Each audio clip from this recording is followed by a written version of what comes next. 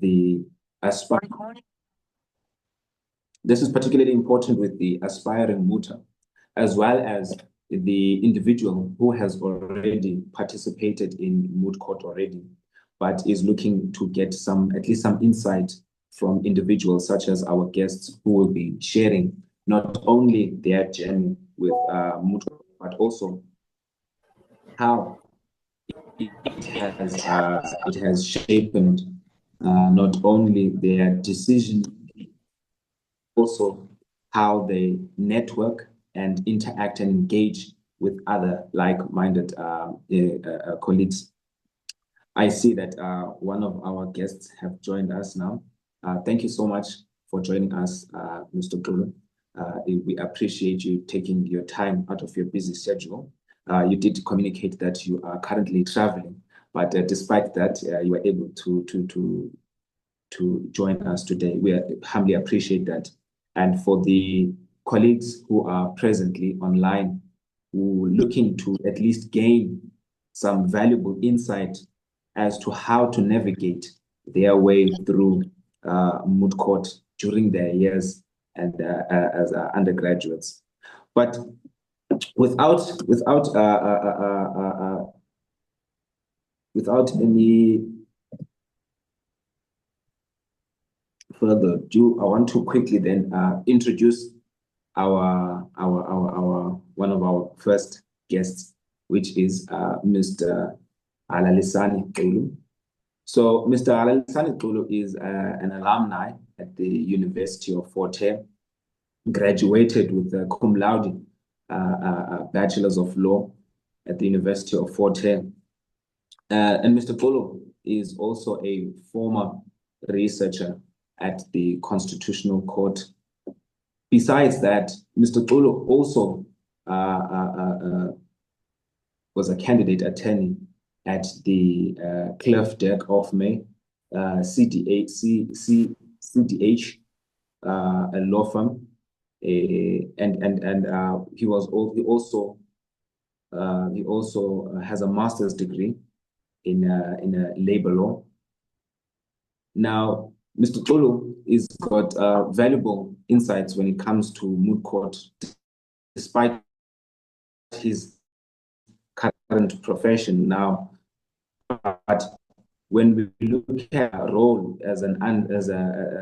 and one of the notable moot court competitions, even though they participated in many, is the Cape Oregon moot court competition, where he won it with his alongside his partner. But without any further ado, I would like to also then introduce our second guest, which is Mrs. Thando George. Now, Mrs. Thando George is currently a researcher at the Constitutional Court for Chief Justice Meyer. She is also a Bertha Justice Fellow and alumnus of the Kenyon Collins Education Trust. She also holds a bachelor's law degree and a post-graduate diploma in human rights law from the University of Fort Hare, and is currently an admitted attorney of the High Court of South Africa. Now, Mrs. Thando George also participated extensively in moot court-related competitions during her undergrad years at the University of Fort Hare. And I'm also privileged to say that during my first years at the University of Fort Hare, I had the opportunity of engaging with both Mr. Kulu as well as Mrs. Thando George, as they were my seniors at the time, and looking at how the journey has progressed thus far, and looking at the positions they currently occupy and the various responsibilities they hold, and the particular importance of their duties, as well as how far I've also come. It just shows that, when like-minded individuals, like for myself, looking up to them during my time as an undergrad, as a first-year student, it shows. So we are here now today looking to gain some insight from them, not only how moot court played an important role in shaping their earlier careers, but also how it has paved way for, later networks, confidence, self-confidence, self-belief in themselves, So we'll be hearing from them. Without any further ado, as I've shared, we have Mr. Gulu and we have Mrs. Tando George. I'll then like to give over to our guests to then, tell us a little bit more about themselves and their journey. So I'll firstly then, give over to Mrs. Tando George to then introduce herself, to tell us a little bit about her journey with Moot Court and, how it shaped her career as it stands and, what message to the audience you can at least share before then we hand over to Mr. Gulu. Thank you so much.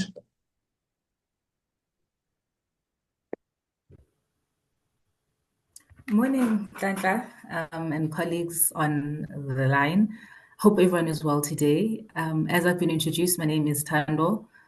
I'm from East London, born in King Williamstown. Went to Fort Hare to do my LLB. I think I was fortunate to know which area of law I wanted to go into from the beginning. So for me, I knew it would be something, within the human rights realm, public interest. And was very fortunate to arrive at Fort Hare and find senior law students who, willing to mentor, guide, and share opportunities. Things like the Ken Collins Trust, which assisted in paying for fees and also just built our leadership skills. And then Kulu was my junior by 1 year. But through these various organizations at university, we, ended up meeting up. And I think we all had a mutual interest for litigation and a love for the law. But unfortunately, at the time, there weren't enough outlets at the university. So we collectively decided to fund the Fort Hare Mooting Society, which was great. I think it gave us a lot of opportunities. Obviously, because it was new, there wasn't a lot of support. Nothing like that had been done at Fort Hare. So we really leaned into our lecturers and each other. I think a lot of what we learned was self-taught.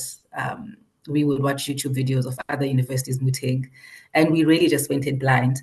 And I think from that experience, we decided that, future law students should at least have, the little bit of knowledge that we know we would like to share with them.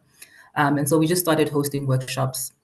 We would speak to our peers about, drafting papers, the importance of drafting pleadings, how to make oral arguments. So whenever we would go out and compete, the lessons that we would learn, baptism through fire, would come back and teach, other students what we knew.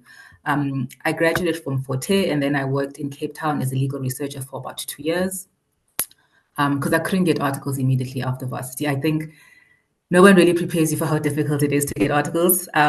Kulu and others were fortunate to get articles while studying. For me, it took a bit longer, but I think the delay doesn't always mean that things won't happen, but things happen at different times for all of us. So after after the 2 years at, doing research work in Cape Town, I worked for an NGO as well there. We worked in the informal settlements of Cape Town. So it was mostly housing, safety, and policing, how Black people are policed who live in informal settlements. That was pretty much what I did. So I would look at crime statistics. And I just look at land issues, the displacement of Black people, especially in Cape Town, where we all know that, the disparities between those who have and those who haven't are very glaring. After that, I got articles at SERI, which is the Socio-Economic Rights Institute of South Africa. I would say the best law clinic in Africa. We did a lot of public interest work, a lot of strategic litigation. I think I owe a lot of how I think to how I was trained there, in that I wasn't trained to just look at the immediate case I have before me, but strategically, how are we growing jurisprudence? So every case we would have, we would see how does this then benefit the greater society. So I did a lot of evictions, land claims, farm evictions, domestic worker rights, the right to earn a living, informal trade, the right to protest. So I was very much in that realm. Fortunately, I had the chance to litigate from the get-go. So from the time I got my rights of appearance, I still remember because I was very excited to appear. It was 10th of February, 2023. And I was one of those candidates who was just waiting to go to court, purely because I felt like I could, because of all the experience I'd gained through Moot. It is very different when you are representing a real person because the stakes are so much higher. But Moot really gave me the confidence to understand that I know what I'm doing. I know how to draft. I know how to present myself. I know how to be persuasive in court. So a lot of that I didn't have to learn on the job. A lot of those skills I already had, and then I just focused on the law. So I think that's what mooting has done for me. It's that confidence to know that as difficult and as challenging as something is, I will figure it out and I'll find a way to make it work. After my articles, I was fortunate to be appointed as a law clerk to Chief Justice Maya, where I joined Kulu. I think we keep finding each other. But the difference is now that he was my senior. So when I arrived at the court, he had been there for 6 months. It was great to see him.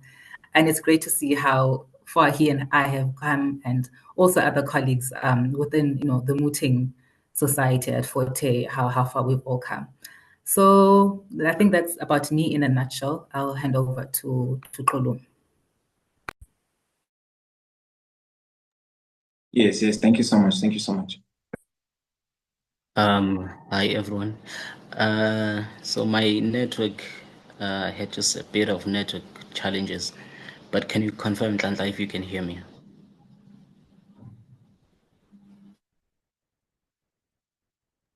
Yes, you're audible. Thank you so much. Excellent. Okay, I guess I have to go through my background. Is it? Yes. All right. Yes. So yes, obviously I started at Fort Hare. Everyone knows that. Thereafter, I graduated at Fort Hare, but just a step back. Probably this will likely be relevant for this presentation. Is that I secured my articles when I was doing my second year university, and I started meeting Tando George during my second year, and she trained us for the first internal moot court competition, which, by the way, we won together with Gugu Tom. So that's when I started meeting Tando. And subsequently to that moot court competition, and probably in us engaging here, this would probably be relevant. I then secured my articles literally immediately. A month after, I got to be invited to attend vacation work in Sandton, in which I secured articles in that particular year. And that time I was doing my second year. And then obviously during my second year, I knew that following my graduation, I have a job. So you can just imagine.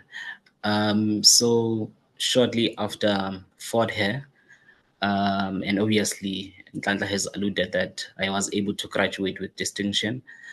I went to do my master's. I was supposed to start with my articles, but due to COVID-19, our academic year at Fort Hare had to be extended, and then I had to do my master's, in which I completed it at the University of Cape Town within a year, and thereafter I then began my articles journey at CDH, where I did quite a lot: commercial litigation, labor law, human rights and pro bono, banking and finance, competition law.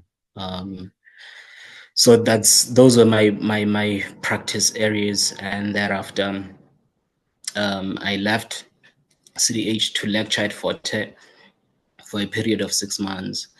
But during my tenure at CDH, I was also able to publish a peer-reviewed academic article. You can find it in the Speculum Juris on the legal position of climate refugees in the international community. And then I joined Fort Hare, wherein I lectured for 6 months. I think that's where I met you, Ntlanhla, and many more students. And then following my lecturing stint at Forte, I then joined the Constitutional Court, where I happened to unite with Tando. And again, as a senior, which was quite, something else. And Yonga, who happened to be my junior, but he was my senior at the university. And then thereafter, I joined, that's where I am currently.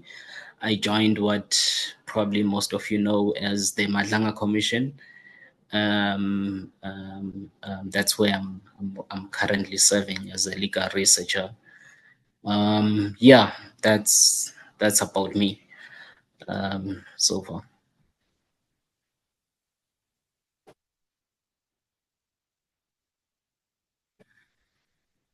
Okay, thank you so much. We really appreciate getting at least to know our guests, particularly because the participants here today are not only from South Africa, but then throughout the African continent and the diaspora.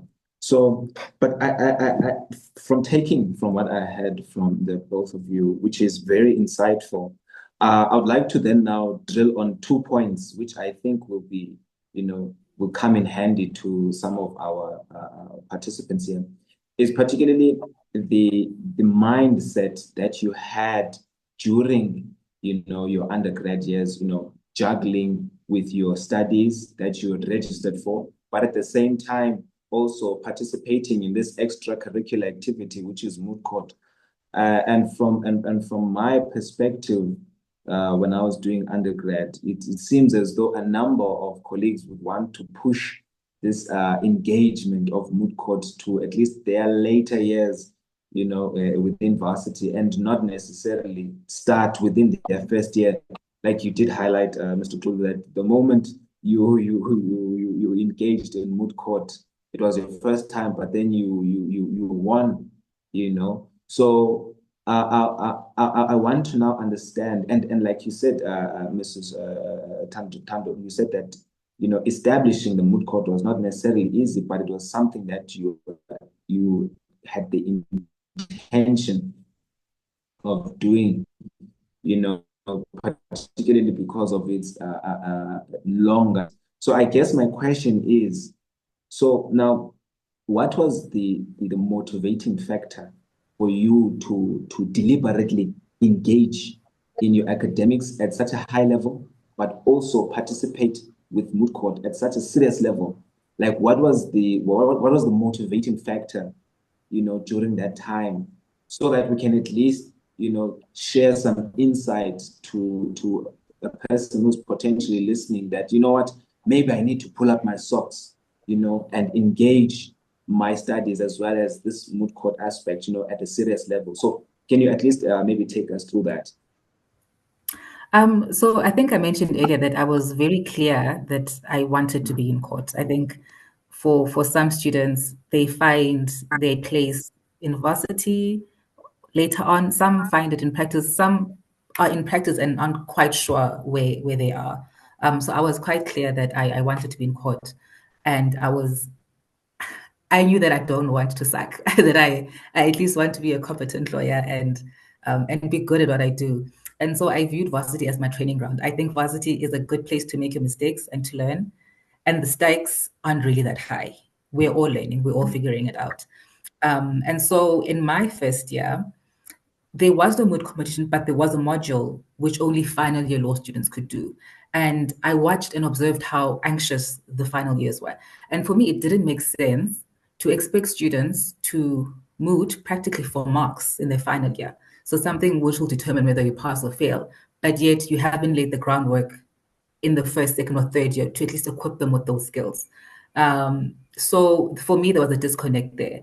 And I would see online other universities with Moot, societies and Moot competitions. But obviously, when Forte sent pupils out, everyone, you are learning everything at the same time. So you're learning how to draft, you're learning how to prepare oral arguments, and there's nothing that is preparing you in between competitions. So I think that was what informed the decision to at least start figure it out so that you are at the competitions, but you also, because for me, it doesn't make sense to be at a competition and not to perform at a high level. So if we can ensure that students are able to perform well, that they trust themselves, because also another thing with Black universities, a lot of what holds us back is what's in our mind. So I'll think, hey, I'm from Forte, it's in the Eastern Cape, it's under-resourced, and I already eliminate myself before I even get in the room. I think what mooting allowed me to do was to compete with, the white established universities and not see myself as inferior because of my background. And I wanted to impart that on other people's. And it isn't always that easy, but I think the more you moot, the more you find confidence in yourself, and the more you see that actually we're all the same, we're all students, the curriculum is the same, what we're learning is the same, the case law is the same. You just need to apply yourself and work hard. And that nothing, distinguishes me from the next person wherever they studied. And I think it came in handy. Helsani will attest this at the Constitutional Court. We have people who have studied all over the world, people who have been to Harvard, people who have PhDs, but you come to the court and you're equals and you are appointed because you can both do the job. And so a lot of the psychological, I guess, drawbacks I wanted to remove from Black students and not to see themselves as lesser than.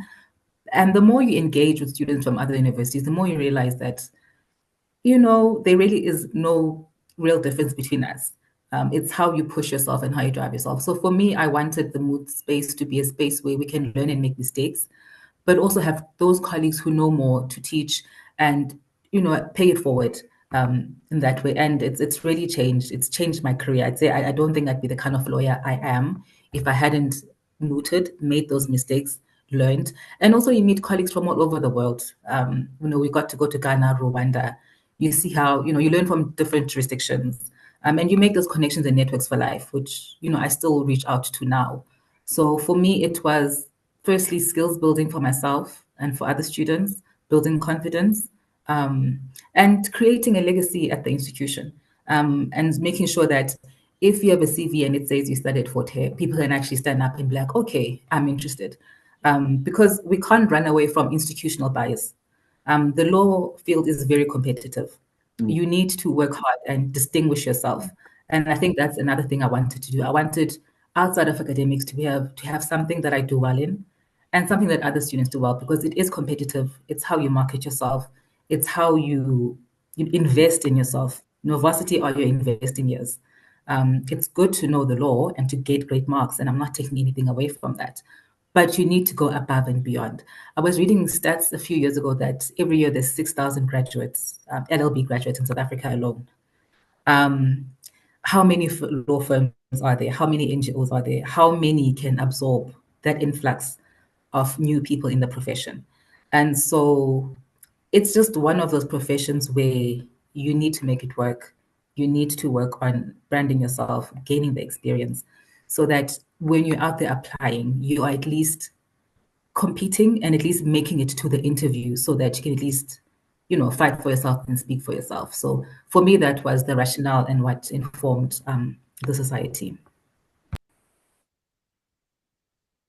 Yes, thank you. Perhaps before I hand over to Mr. Pluga, I just wanted to at least comment on some of the few points you mentioned.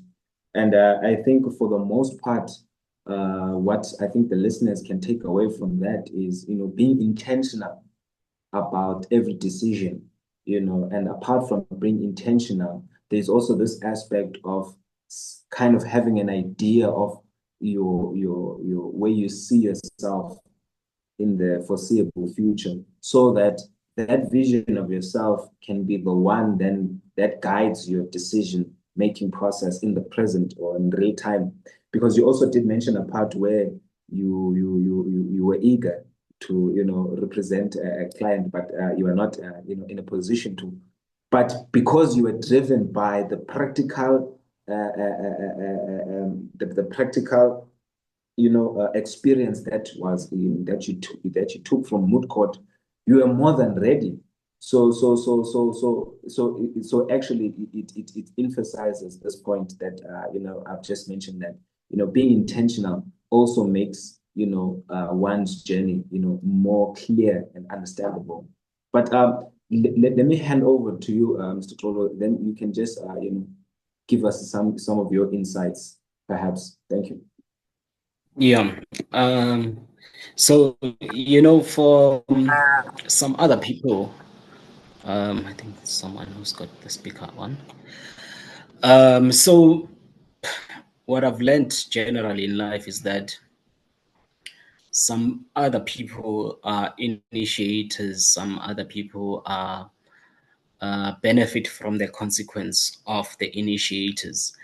And I would really regard the likes of Hanani, Hlomani, and Tando as those people who quite paved the path for us, because I don't think there would be Halalisani and many more, basically. Even you, Nhlanhla. I don't think there would be the likes of us without them, because they saw a gap and thought they could fill that particular gap. And for me, yeah, it gives me some goosebumps when people initiate something for the future, because we've got thriving Moot Court society at Fort Hare because of people, by the way, who thought, let's start this thing. And I would mention that it's quite sad that there is quite insufficient acknowledgement of that. But that is a fact that I should probably put up front. That when I got to Fort Hare, I didn't know anything about law. I was finding my way in. I was just focused on my studies. I was just focused on my books until Gugu introduced me to Tando, right? And said, look, I met Tando and this is something that she has, right? Can we participate in it? And I jumped in. So basically the point that I'm driving is that I don't think that would have happened if someone didn't start that. In other words, if the Fort Hare Moot Court Society was not founded. So I'm a product of that. I'm a product of that initiation. So for me, like I said to you, just to narrow myself within your question, for me, when I got to Fort Hare, I was focused on my studies. I thought academics, you know what, I don't want to be distracted by anything. I just want to score distinctions. I just want to focus and finish this thing. But believe me, when I joined Moot Court and participated in Moot Court, that expanded my horizon in terms of my purpose at Fort Hare, because, like I mentioned, Moot Court is one of the things that made me stand out when I got interviewed for articles when I was doing my second year. Because when I got at CDH during my second year, we had internal Moot Court competition at Fort Hare, and we were junior participants, and we happened to win with Gugu. And shortly thereafter, in December, I went to participate at CDH, and one of the questions obviously that came out was outside my academics, because they could realize that I had participated very well academically, but what makes me stand out outside academics? So I told them that you can see it's Moot Court. So I told them that actually I just won a Moot Court competition yesterday, because the Moot Court was at the end of November, and the interview or the vacation work was the week after that Moot Court competition. So that made me stand out. And even when I got the feedback from the panel at CDH, they actually emphasized on that look, we can see that your academic transcript is outstanding, but what impressed us over and above that is that even though you've done very well in your first year and probably second year, first semester, but immediately thereafter you participated in extracurricular activities that contribute to your skill set. So that made me stand out immediately. And you can just imagine, I was only doing my second year. I had not done company law. I had not done all these modules, competition law. I had done the basics. I had done your introduction to law, just those ethics, logic and ethics. those ground modules. So obviously, I didn't stand a chance against, again, I'm going to allude what Tando had said, other candidates from other prestigious universities, prestigious by them being known, by the way, by not competence. So I couldn't stand a chance from the candidates that come from UP because I was the only one from Fort Hare. People would even ask, Fort Hare, and I would tell them it's from actually the Eastern Cape. And then they'll say, where in the Eastern Cape?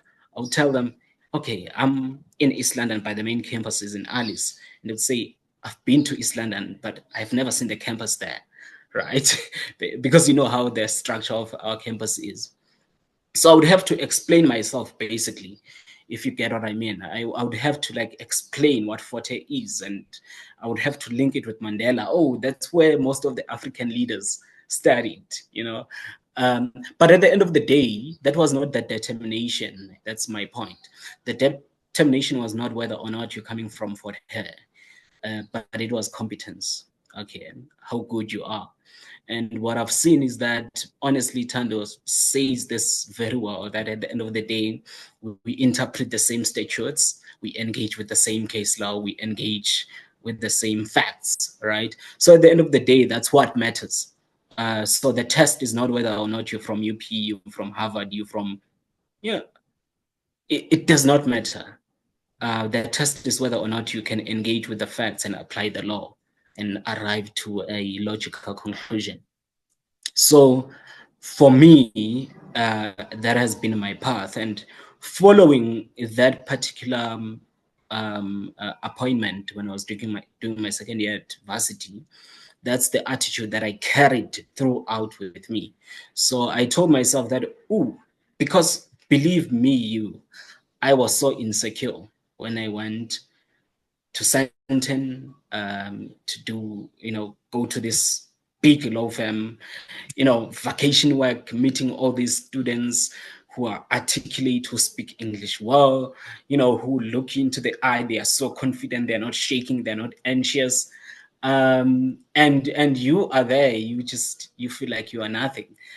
But what I learned following that particular experience, and I've carried it with myself throughout, is that, look, I don't think this matters, actually. I don't think it matters where I come from. I don't think it matters how I grew up. I don't think it matters where I studied. But what matters is my skill set that I've gained throughout my journey and what I continue to hone as my skills. So for me, that's what mattered. And following that particular attitude that I believed in, I can tell you now, there is nothing that can face me and I can overcome because of that attitude. But what I would like to emphasize is that as African students coming from different backgrounds, different universities, the advantage about coming from what is perceived to be, and I won't say it is, a disadvantaged background, is that when people think you can't, right? And I'm going to emphasize on this. When you already can discern that people think you can't, the advantage that comes from that is that you've got nothing to lose, right? I usually become anxious when I have to speak in front of people who know me, and who know what I'm capable of, who know me very well, because those people have got expectation of me, right? And what I can deliver. But when I'm in front of people who do not know me, don't know where I come from, and what I can deliver, I don't care, because the attitude I always have is that I've got nothing to lose. You don't know me. If I mess up here, okay, we'll never see each other again, possibly. The chances are we will never see each other again. So what I would emphasize is that from all over Africa, all students, is that, look, already as a citizen of Africa, you are perceived as incompetent. You are perceived as not able. you are perceived as not thoughtful, you are perceived as not articulate. Start from that particular position, right? Say that it's fine. Already you perceive me as such, and therefore I will to deliver from that particular point. So what has helped me is that I always deliver from the point of not being afraid to lose anything, because already I come from this position. So that's the advantage. But that took, just to conclude, what pushed me throughout, and I'm thankful from where I started, from the ground that was started, like by the likes of Tando, by the likes of Hanan, is that I thought, and I still think as such, that whenever I enter any platform, I always start from the position of I come from nothing, and therefore I've got nothing to lose. And when you start from that, you gain confidence to be yourself, because people tend to kind of create themselves just to fit in. So when you start from that position, you become authentic. You become your authentic self. You don't change your accent. You don't change the way you speak English. You don't change.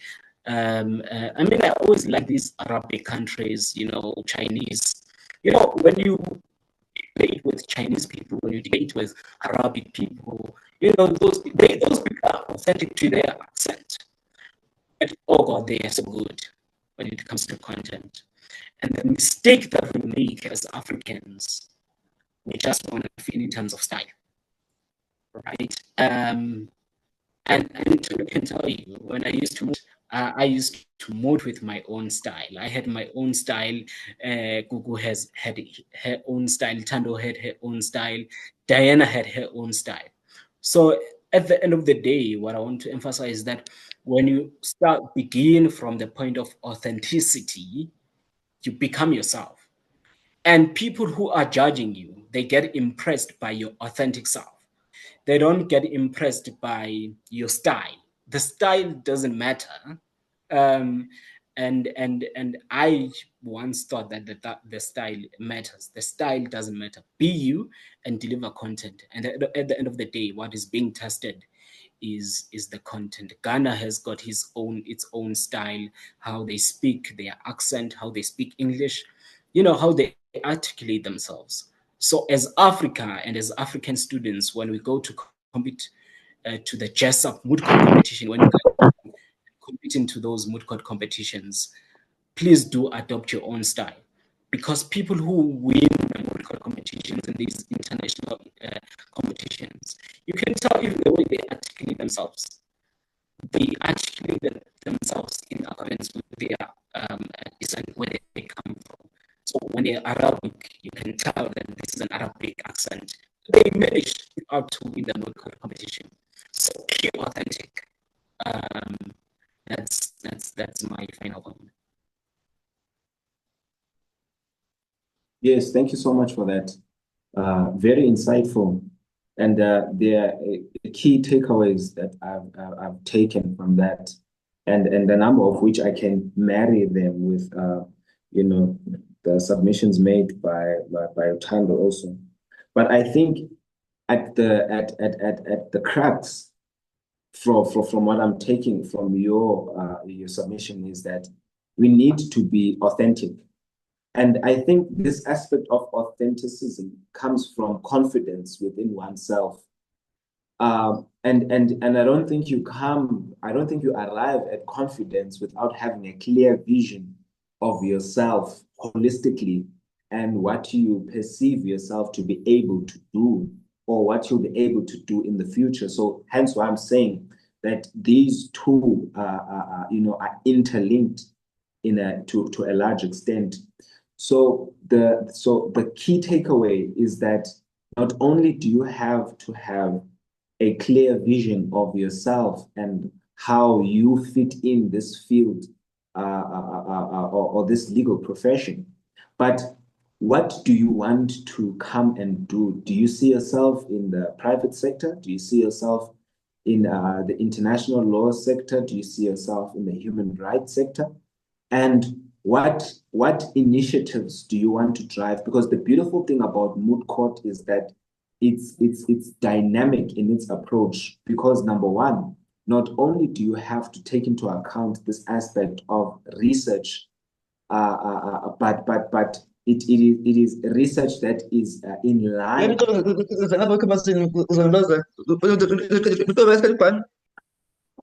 Sorry, someone has their mic on.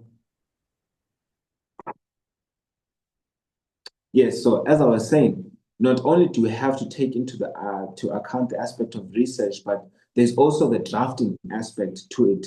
And I think, as Tando did allude earlier, that after her varsity life, into now the profession as a young professional, some of these things are attributes that she already had, and she attributed them to, the fact that she had to engage in such an extent because of the demands of Moot Court.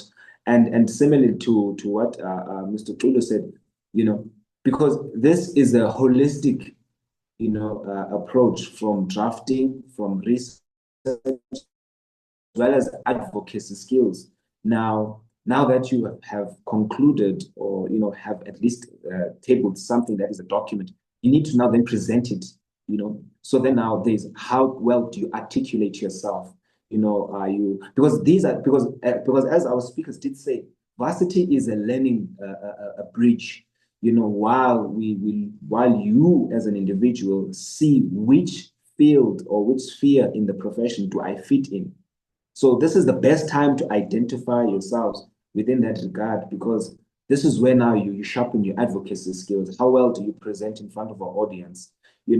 As Mr. Kulu said, once one of the things that people can already perceive or read from you as you are standing before them is whether or not if you are confident or you are presenting your authentic self to them. Because once a person is out of touch, with either how they have prepared their particular presentation, it becomes obvious. So that is why the aspect of being intentional is very key. But I think then a last point that I want to then ask from our guests before we can check if any of our participants might have a question before we end the session. But it is clear that, and then this is going to my question.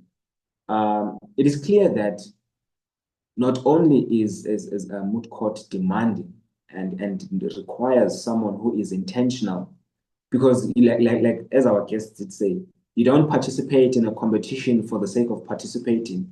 You participate with the idea that you believe you will do well enough to advance even to the final stage. But basically the point is your presentation, your hard work needs to be heard, to the largest extent. Now, because of this training that one undergoes, and which is advisable that one begins at the very final, begin at the very early stages of their undergrad, as opposed to someone who will do it at their final stage or at their last, final years. But clearly, one gets refined and becomes attuned to these new skills, particularly when you look at referencing, in the drafting, how the document is presented. After you have the final document, now you're preparing for your oral presentation. And I can attest to this because I've also, experienced how, one needs to be so in tune with their presentation, that's so much that you kind of summarize it to a point whereby you start having a conversation with the presiding officers in the court, in persuading them with your arguments. So clearly, then over time, one gets attuned to these new attributes, and it is clear that they follow you way, later on, after university. So now. You did allude to this in your presentation, but I would like to then maybe be more specific this time to say, how has the connections that you've established during your moot court experiences, how have those networks and the ability of, putting yourself out there in front of people to say, hey, how are you? I'm from this university. It's my first time being here. I've seen you make your presentations. Like, that ability of going up to people, establishing new opportunities and new connections. How has that followed you up until where you are today? Because, and the reason why I'm saying this is because of my experiences. I was also lucky to represent the University of Forte in Switzerland, amongst a number of institutions from across the world, establishing connections that I still, I am in contact with them even now. I also, participated in the Child Interest Moot, which was held in Pretoria. And it was the first time the Forte team made it to the finals. We were, slightly short of winning it, but that's a story for another day. But basically, my point is that the number of times I had the opportunity to go and represent my institution was an opportunity from myself. I said, I can't just come here, present, and then go back to my institution. I need to expand my network. I need to expand, my connection of people.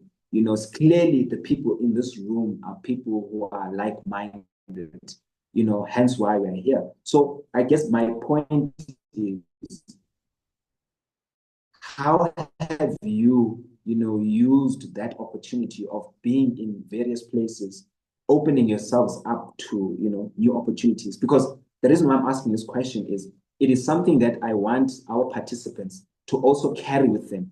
And it goes very much well with what you said. You do not need to look at yourself and say, but I'm from this institution, or I'm from this high school, I'm from here. So generally people like us are not supposed to be in the spotlight, or, trying to push certain narratives. We should just reserve ourselves there in the corner. It's fine for us to expand our minds, but in order for you to expand your mind, and like Tando's mentioned, like for you to actualize what you're visualizing, there's certain practical steps that need to be taken. And the reason why I'm asking this question is because I want our participants to be inspired by what connections and meaningful connections, what power they have in long-term sustained career profession. Because, like, as you said, we need to be intentional. You need to see yourself beyond 5 years. You need to see yourself not as the person who people don't go to when they need a solution. You need to be the go-to person, because people know you are reliable to a large extent, and this is where you are focused on. So how has connections, made a meaningful contribution in your careers? Over to you, Tando. Thank you for that question. So how I'm generally quite shy around new people. So how I choose to view these situations is twofold. So firstly, the participants, everyone is there, and there's this shared love for the law. And there's this camaraderie to an extent, right? Although you're all competing, but there's this one thing that is bringing you all together in this one moment. On the other hand, the presiding officers, the different lecturers from different institutions, they're all there for a reason, right? I think knowing that everyone who is there with you, whether it's the competition or the whatever forum it is, wants to have, an Africa and a judiciary that is filled with young, talented, passionate people. And so I start from that point that, okay, we're probably all here for the same thing. And you start by making networks. You connect, whether it's people from other institutions, just from, what modules are you doing, which are you doing, how are you finding this and how are you finding that? So to find that one thing that connects you. But I think sometimes we overthink things, right? And we, get stuck in our own minds, and we end up not putting ourselves out there. I think it's always important to firstly know why you want to make that connection. So is it the connection so that maybe you can start a study group, Also that for the next competition, maybe if someone had, won the best memorials, for instance, in the competition, you have something to learn from them, so you can, keep touch, and next time just ask, how do you draft? What's your method? How do you refine your arguments and stuff like that? I'm not huge on social media. I know some people, I'm not even on LinkedIn. So I think I'm still in the stone ages. I still network the traditional way. But I think we need to get out of our own heads and not get in our own way. And just assume everyone wants the best for you. Because I think sometimes we view the world as overly competitive, and we shrink ourselves and we think everyone is out to get us. But I think sometimes we just need a refreshed perspective. I'm still in contact with people I mooted with at the All Africa many, many years ago. Sometimes you just like a picture, but you know that they're still there and you can reach out. And it's great to see people that you were once, in the same place with, studying all over the world, doing great things for their countries. And so for me, we really have nothing to lose. And this profession is one that requires, it's community at the end of the day. I don't always know where the opportunities are, but you might, Nhlanhla. So if you see something, you reach out to me. And if I see something and I'm like, so and so might like that. So I think we need to have more of a communal mindset, that there's room for us to all do well. There's room for everyone to be at the top of their game, and not to be overly obsessed with the individual, overly competitive mindset. And I think we can make it easier for ourselves to network. I think if everyone is open to networking, and sometimes, some relationships you do need to maintain. I think I'm always cautious of not being someone who only reaches out when I need something, but just from time to time, see how someone is doing, where they are in life, and just maintain those relationships in a healthy way. I think is great for networks. And I think the thing is, I think our networks are one of our highest commodities. I might not know something, but you know someone who might know of a scholarship, or of someone who has an internship opportunity. So I think be open to networking, be opening to putting yourself out there, and be clear on what you want. Because if you're clear on what you want, you're able to communicate. Hi, I'm so and so. This is what I'm doing, and this is what I'm interested in. And people are usually better able to assist you if you are clear on what you want. So that's how I've gone about it. It's being clear on what you want, and how you would like your networks to assist you. Yeah, no, thank you so much. And I think that is, and to a large extent, it's self-explanatory, as as you mentioned it, that one needs to be clear, because at the end of the day, I cannot be engaged with a person who's not really sure what they want. They're tiptoeing between a number of perspectives. It's always good to engage with someone who is intentional about what they are doing, because at the end of the day, you find that this is how some networks and connections are maintained at the end of the day, because this is where now there is this constant desire to check up on each other and to say, okay, how are you doing? How are we faring in terms of this and that? So I also like the part you mentioned when you talked about, well, I'm using my own words at this point, so there is a need for your presence, and this is the message to the participants, that there is a need for your presence. So you do not need to at any point feel as if you are inferior, or maybe you do not belong, or maybe you feel that you are over ambitious. There is a need for your presence, so do not limit yourselves. So I see our Mr. Tolu is having some issues connecting. I just want to assist him here quickly. But I think in the meantime, what we can do is we can open up for some questions. Oh yeah, there he's joined. Okay, thank you for joining. So yeah, okay, before we proceed on to the questions, I think I'll then hand over to Mr. Tolu to then address us. Yeah, so from my side, look, your network is your highest currency. You trade based on your network. And obviously you realize that as you grow in your career, that whoever you meet is probably may likely be your currency towards your next career steps.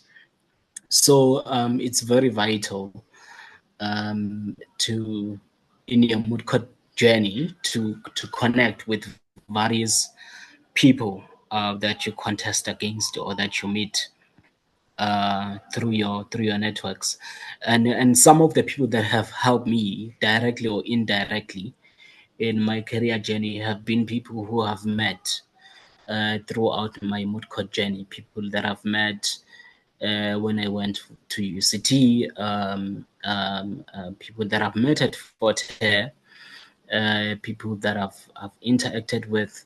I mean, a lot of people. So, but the point that I'm trying to drive is that network is essential to your career journey. I mean, some other things. People often conflate connections with the network. Those are two different things, right? Some networks have been regarded as connections, and therefore connections are bad. You know, you only get to succeed if you know someone. But the way I look at it is that I think that's just how the world works, right? Someone has to vouch for you, and that's why when you're applying for a job, internship, whatever you're applying for, the recruiters would say, we want a referee, right? Someone who can speak about you. And that's not a bad thing. It's been characterized as a bad thing because obviously people use that as a means of corruption, right? Voting or placing people who are incompetent into positions because of financial gain or whatever. But I need to instill this mindset. Networks are not a bad thing. Networks are actually the essence of anyone's career trajectory, because I cannot recruit you or take you if someone of a credible status has not vouched for you, right? So if ever I apply, let me take it at the university level. If ever I apply for an internship and a dean of law says this is a student that you can take, that's not a connection. I mean, that's not what can I go? It's not a connection. That's a network, right? That's a network, which means someone of credible status has endorsed you as this person. So, for instance, I know you, I know what you've achieved. If ever maybe one of the organizations that I know, or any recruiter that I know wants a candidate in Johannesburg, and I say, actually contact Nhlanhla. Nhlanhla can be a better candidate. That's not a connection, that's a network, right? The problem is we've conflated the two. People have used that to their own advantage. People have instilled into positions people who are competent. It's not meant to be such. So Moot Court is one of the instruments through which you can network, right? Through which you can secure highest positions. And oh my God, that's how it works. And I would encourage you not to shrink yourself. I'm an antisocial person myself. I can tell you that. I'm very antisocial. When I get into crowded spaces where people are interacting, having wine, champagnes, I get intimidated. I feel like I should stay there for a few minutes and then go. But I always try to force myself into those spaces, because what I've realized is that I don't know who can I meet, right? And you do not know who you can meet into those spaces, right? you can meet someone who can land you into a highest position, right, in practice or corporate. So I always try to navigate myself through those posts. There's a guy who got, I think, there's a scholarship that's based at Fort Hare. It's an African scholarship. I forget the name. But he once said, look, you can't be antisocial when you're starving. What do you mean? What do you mean you antisocial when you're hungry? I mean, obviously he put it in that abruptly way, but that's a fact because I believe in God. Okay, let me put it out there. And I believe that God plants people or uses people, right? In your life, right? So God plants people in your life to advance your life and uses you to advance others' lives, if I can put it that way. So the only way you can progress in life, the only way I believe is that God will use one, right? God will use one. There is no other alternative. So he said, if you antisocial, you might just miss a chance of someone who might take your life a step further. So moot court is not only about mooting, but it is about socializing with your counterparts. It is about socializing with your opponents, right? People that you interact with. So reach out to those people. I mean, I didn't know. I did not fathom that when I went to UCT for the Kate Oregon Moot Court competition, I would meet Tando and work with Tando again, right? At the Constitutional Court. I also didn't fathom that I would work with Tama. Tama was my opponent at UCT. But most importantly, there was the Kate Oregon Moot Court competition. I did not fathom that I would encounter Justice Kate Oregon in future or encounter Justice Unterhalter in future. And I can tell you now, those people have played a critical role in my career. So without going into detail how they played that critical role, what I want to emphasize is that people that you meet and that you introduce yourself into will remember you in the future when they meet you. Because when I introduced myself to Justice Kate Oregon and Justice Unterhalter 4 years after the Kate Oregon Moot competition, they remember that, oh, that was the Moot court that was won by Fort Hare, right? So that's very critical. Even if you are antisocial, you can just go and introduce yourself. That's all you can do. Look, especially with high-profile people, right? Judges, ministers, people who are at the highest echelon. You must go, and the least that you can do is approach them and say, I'm so and so, I'm from this institution. I'm very inspired by your career trajectory. End it there and then leave. You may never know 4 days down the line when you tell them that you attended this particular event or you chaired this particular moot court competition and I came to introduce myself as so and so. They will remember you, right? You don't have to try and have a 60 minutes conversation with them. You don't know them. Obviously, you can't have that level of conversation. But being social does not mean engaging with the person to a level of familiarity. It means introducing yourself and letting them know who you are and knowing them who they are. That's where it ends.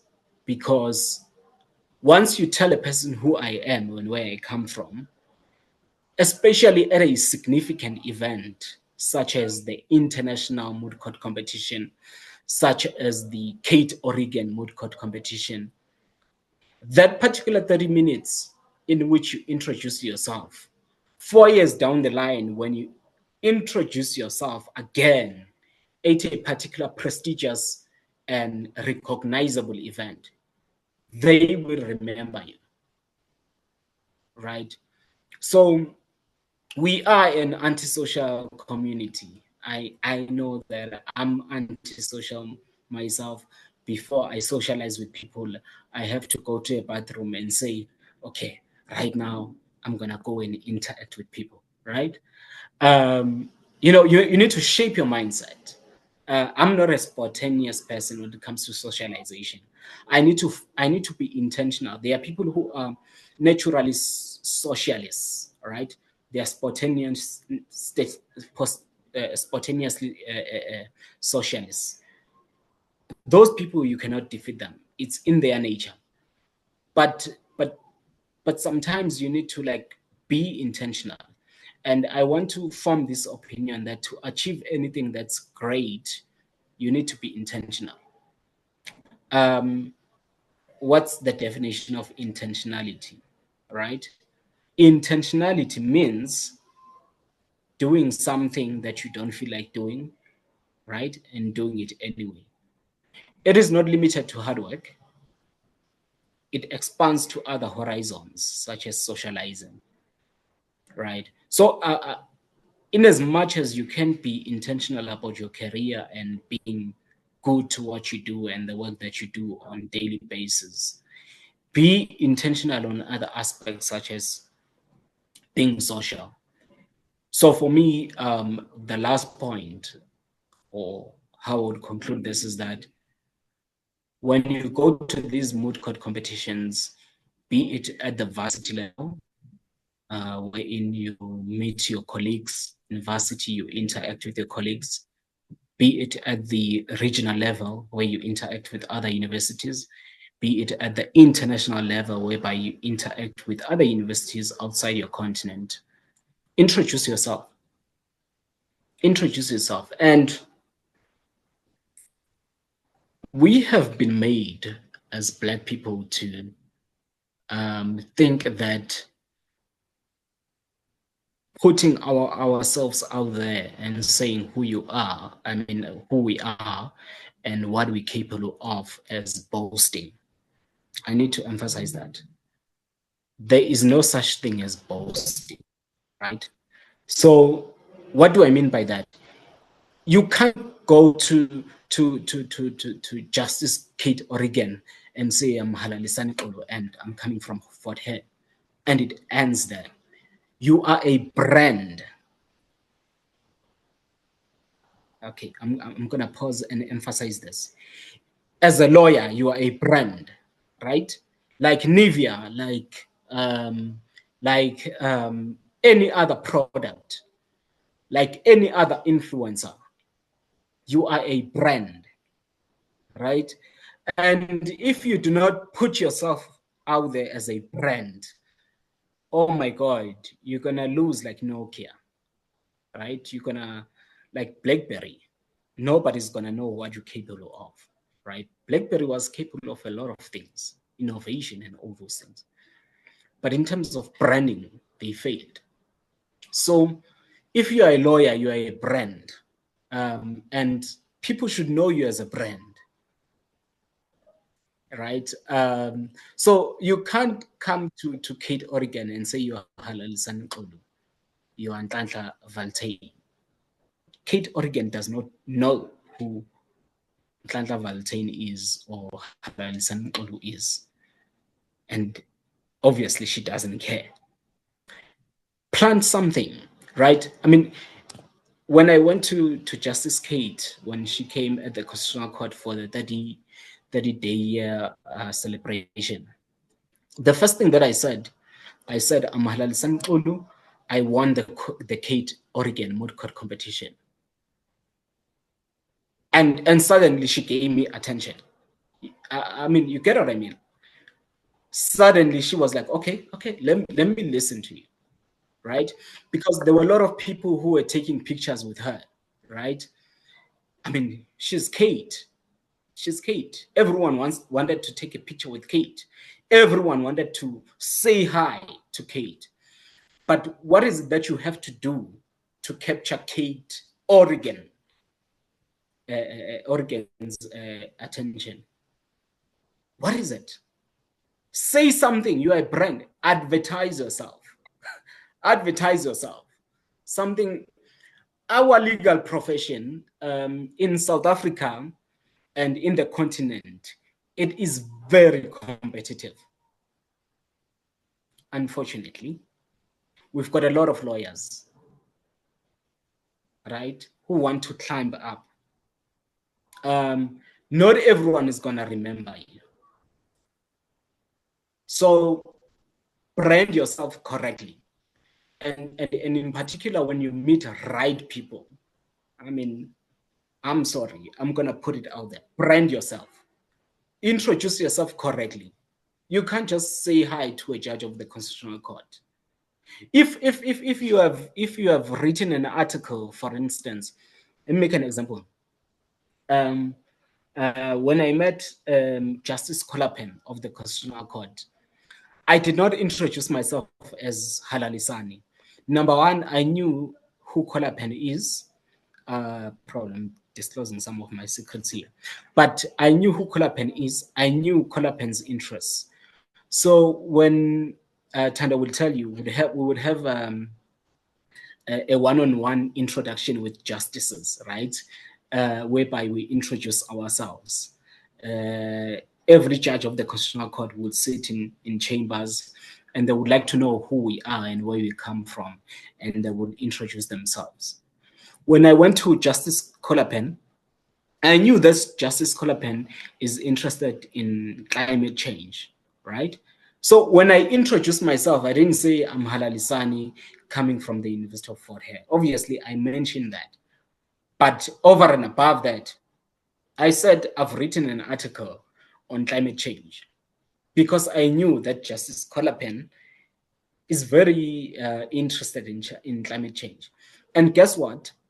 Justice Kolapen actually followed up on me, asked for an article that I've written, and used it in his speech in Stellenbosch, referenced me or referenced my article in Stellenbosch. But the point that I'm trying to drive, at the end of the day is that you are a brand and brand yourself as such. You may be good, but if no one knows that you are good, you are as good as not good, right? So I'm going to emphasize you are as good as not good because no one knows you. Because there's a lot of us here. I mean, if there was like 10% of legal professionals, it would be easy for you to be identified. But if you believe that your work is good, put your work out there. Tell people who are probably in highest positions who you are. If they believe that you are good, they will buy that. If they believe that you are not, they will not buy that. And you can only put yourself out there if you believe that you are good, right? Branding is very important. Nivea goes out there and advertise that I'm Nivea because they believe that they are good, right? And they believe that I'm of value. Same thing applies you as the lawyer. You are rendering services out there. People must know about the services that you are rendering and how good they are. So for me, on networking, and by the way, it starts back when you're mooting. Put yourself, embarrass yourself. If you feel like it's an embarrassment, oh my God, don't give a damn. No one knows you in the room. So what is it that you have to lose? You've got nothing to lose. So why do you care? I mean, think it like this. I mean, I want to be very deep and psychological about this. If you approach Donald Trump and you tell Donald Trump, I'm so and so, I'm from Africa, this is what I'm doing, and this is my vision. If Donald Trump disappoints you and just does not entertain you, what do you have to lose? Like, I want to be, what is it that you have to lose? Donald Trump rejected you, and of course you regard yourself as nothing. You've got nothing to lose. So have that particular attitude, have that mindset. And I always say that hesitation becomes limitation. I'm going to repeat this. Hesitation becomes limitation. So when you hesitate to do something, you are limiting yourself, right? When you put yourself on the spot and you get embarrassed, that's all you're going to get. And the fact that you got embarrassed, it means no one knows you.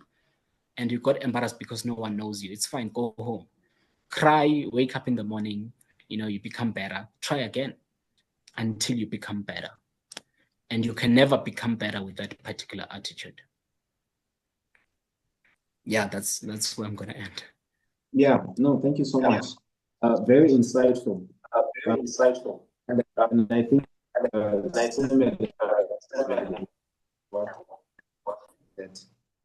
networking is a commodity, and you came in and you just knocked it straight out of the ballpark, and you said networking is currency. So I think our guests have made it very clear that you do not need to isolate in your own corner of self-doubt. When life presents an opportunity for you to be in a space, and I think this is where Moot Court becomes very important, because the manner in which it is set up in such a way that if one then properly coordinates themselves, for such an opportunity, there is far-reaching implications in terms of the rewards and benefits that it has for an individual who is intentionally prepared to engage in such opportunity. So, colleagues, I want to stop at this moment and see if whether or not there is anyone with a question. And perhaps while maybe we are waiting to get some hands that might have some questions, I also want to at least share some of my experiences in light of what was being shared by our guests, on this aspect of networking, because currently I'm working with one of the leading organizations, or one of the leading human rights organizations here in the east of Africa, in Uganda.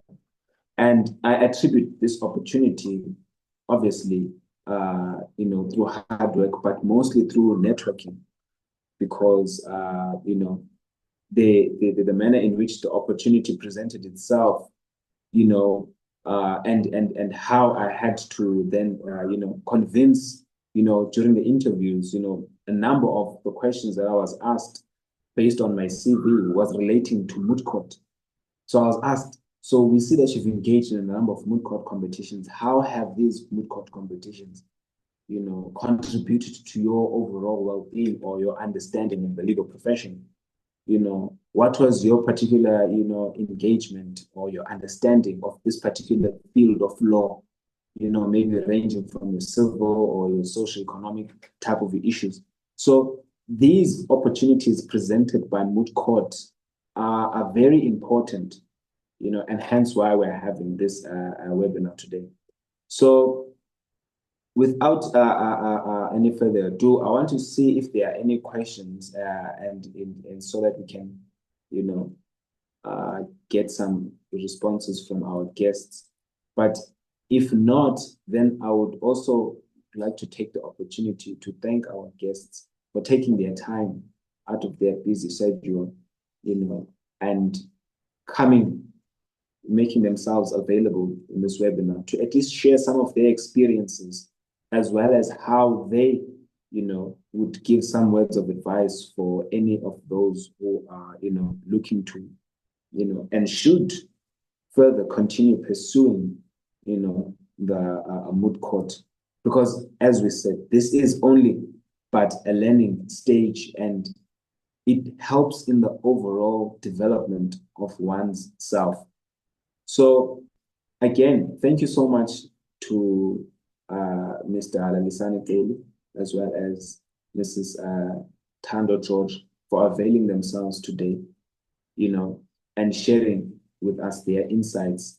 Hopefully, there is much that has been taken by our participants, particularly with, the one of the key concepts or keynotes that we've mentioned, which is, confidence, being authentic, being intentional, as well as, standing up to opportunities, taking initiative when it comes to networking. As I did mention that I attribute where I am currently working in Uganda through networking, and particularly engaging in moot court competitions. But let me quickly see, I think we have something on our chats here. Okay, someone has a question, and this is coming from, am I seeing Uranti? So she's saying, thank you for the session, Mr. Alelisani Tolo, Mrs. Tando George, and Tlantla Faltein. I have a question for Mr. Alelisani.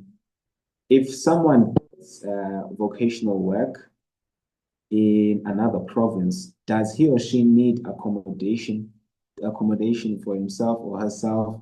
Does the company cover accommodation? Oh, I think this is especially for someone coming from a different province. Well, I think without having to answer it, but usually those are just technical things that are covered by, that should be, communicated by the firm that is providing the back work. But let me hand over to Mr. Todo to at least maybe elaborate for you on that. Thank you. Yeah, so look, there are a lot of law firms out there that are providing back work. And here's what I want to emphasize.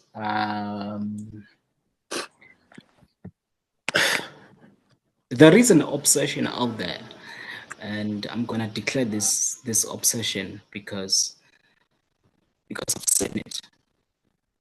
There is obsession with landing articles in the P5, right? It's a serious obsession. There are a whole mentorship organizations that are mentoring law students, that are mentoring law graduates should address. And that obsession regards to big law firms, right? People are so obsessed about securing articles in the Big Five. And I want to understand that particular obsession, right? Because I mean, at the end of the day, it's the Big Five. But I'm glad, now personalizing this particular obsession, I'm glad that I got to actually secure articles in the Big Five early, because I would be part of that particular obsession agenda. In other words, had I not probably been exposed to the Big Five, I would still be obsessed about landing myself there, right? And don't get me wrong, it is an achievement, right? Don't think I'm saying that it is not an achievement. It is an achievement. But I cannot run away from the fact that I've observed a particular obsession. That what makes a good lawyer is particularly securing your articles in the P5. I want to put it outright, it's not. And I'm saying that it's not because I've worked with the Big Five people. I've worked with people who have not secured articles in the Big Five, right? And I've worked with people in different levels in the legal profession, in-house, Big Five, legal practice, small law firms, public organizations. So what I want to reject out there is that what qualifies as an achievement post your graduation is securing articles in the Big Five. It's not.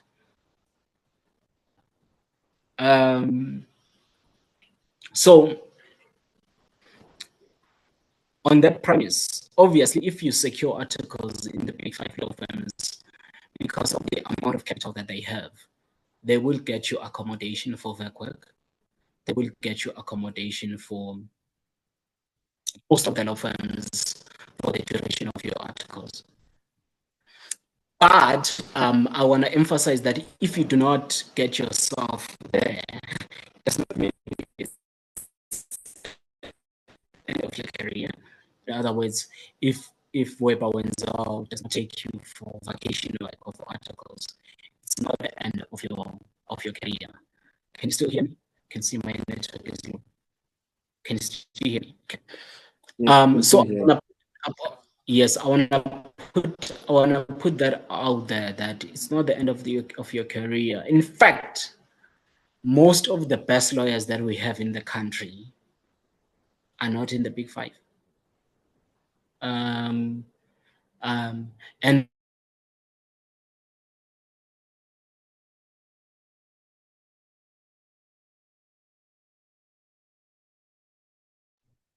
I think your network is getting choppy there.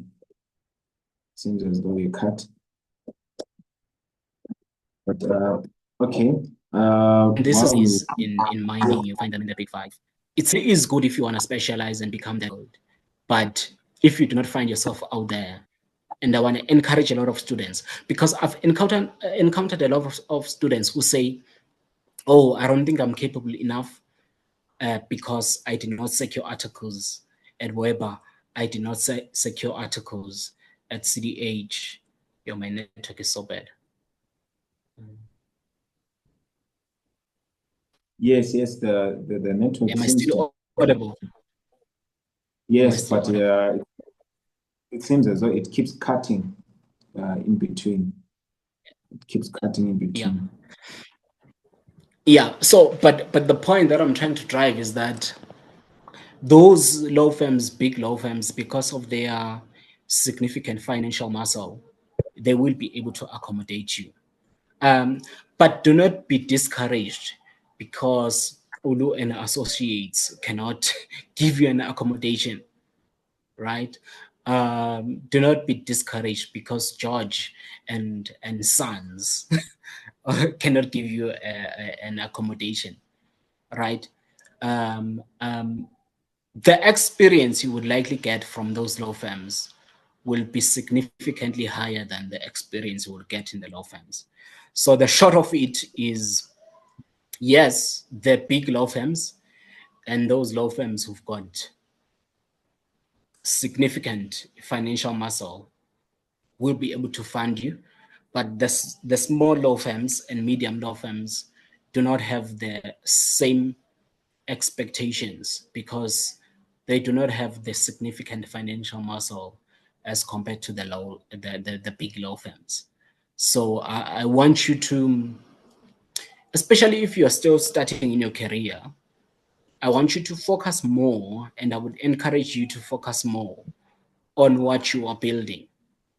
You will be amazed, by the way, that if you invest in your skill set as a lawyer and not so much focusing on the financial strength, especially at the beginning of your career, that when you reach your mid-level, when you reach the mid-level of your career, you will actually not worry about money, right?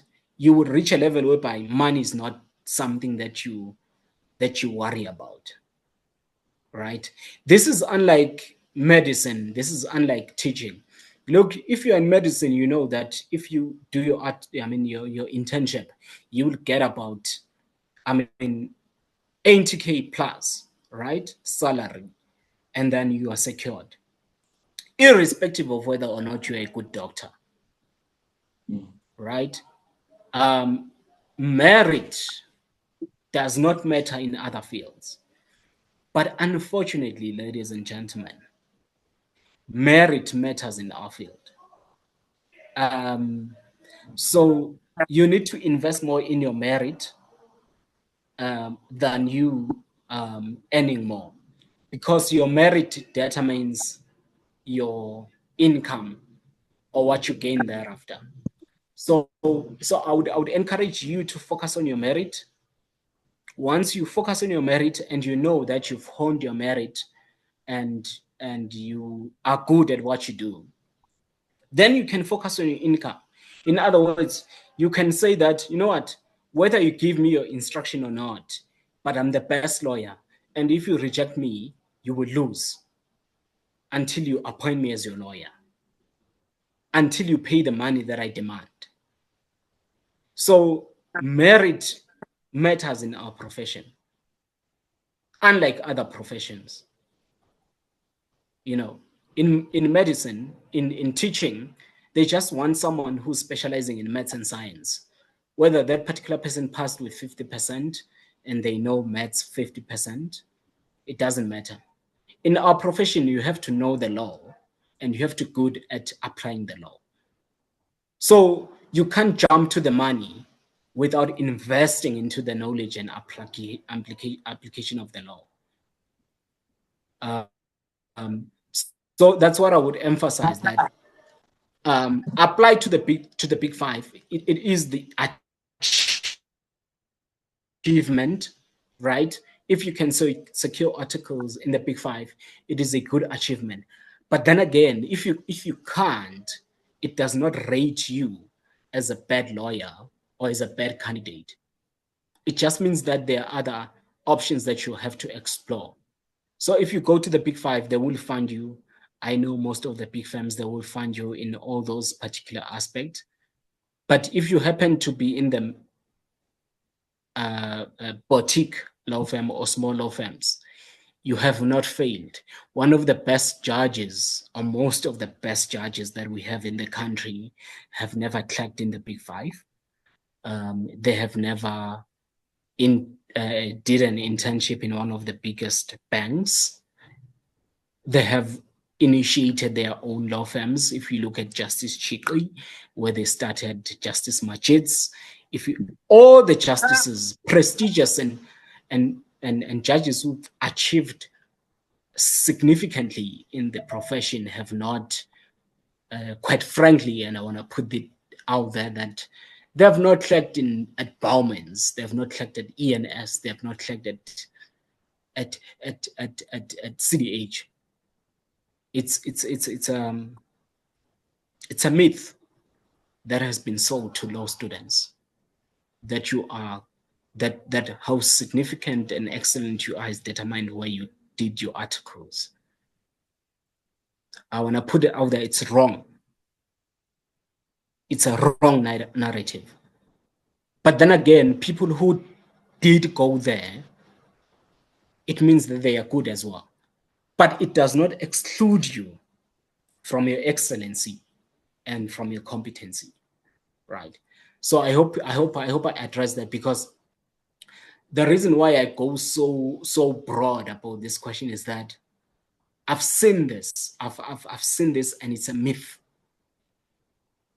It's a myth. We've got a lot of influencers on social media selling this narrative, and I'm not going to say selling, probably I'm wrong.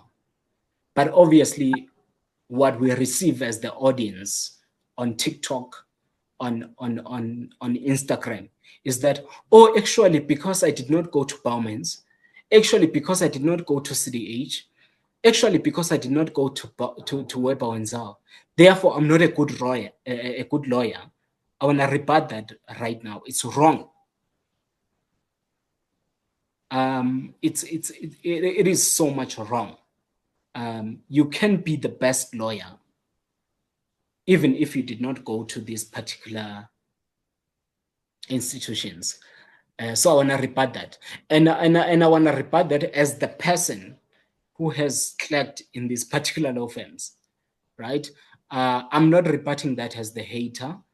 And probably because this may go to Instagram, this may go to TikTok. I want to rebut that as the person who got retained in the big five, right? I wanna rebut that particular myth. It's a myth. It is a myth. You are a lawyer, even if you did not go to these certain law firms, and most likely you can be the best lawyer, even if you did not go to these best law firms. So